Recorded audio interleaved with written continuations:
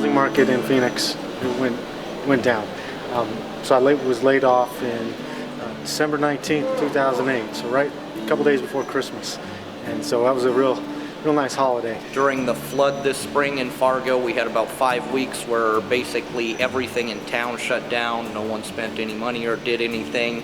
I was applying for jobs after jobs. I must have applied for 200 jobs. It's tough to not have a paycheck for 5 weeks. So I cashed in my 401k and little severance I had left, and I made a gamble. It was either, make your mortgage payment or go down and try to take some classes. May 26th is when I was hired. So that was the break that I needed. That was my networking opportunity to get some face time with somebody. And I think I'm so thankful for it. I'm just happy to have the opportunity and appreciate it. I'm fortunate that I found something also, not only to support my family, but where I want to go for the rest of my life. Like, this is what interests me. I love doing the problem solving, and I found my career,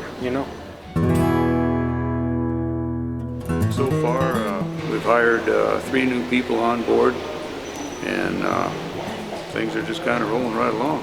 Recovery Act, opened up more positions and stuff like that.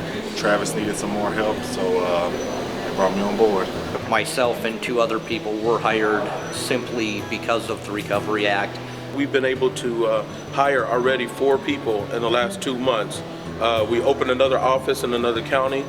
We were able to hire another coordinator and bring a customer intake specialist on board in his office as well as my office.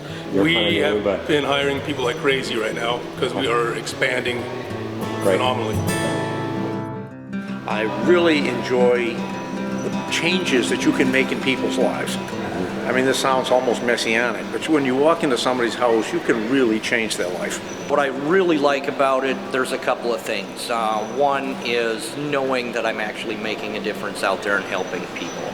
Most of these houses you go to, there's little kids there, and just knowing that you're making life a little bit better for those kids is really what gets me up in the morning and makes me go do this job. I've had people come up to me and actually cry on my shoulder and say, just to thank me. There was a lady, her home was in extremely bad shape.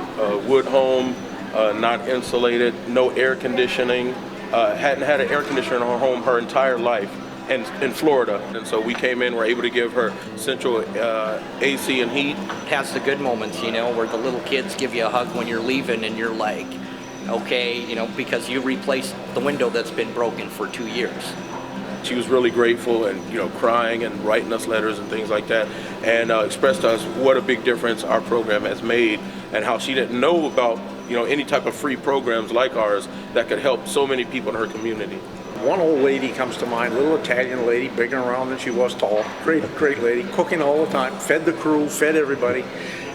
Had a 4-room house, 4-room, 2-story house, probably a total of 600 square feet.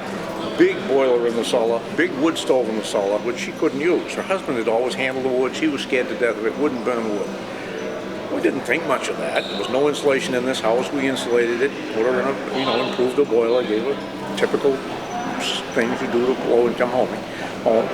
I came back to do a final inspection after the work was done, and she threw this bear hug on me. I thought I was dead. And what is it? And she said, for the first time since my husband died, I can sleep in my bed in the wintertime. I said, what do you mean?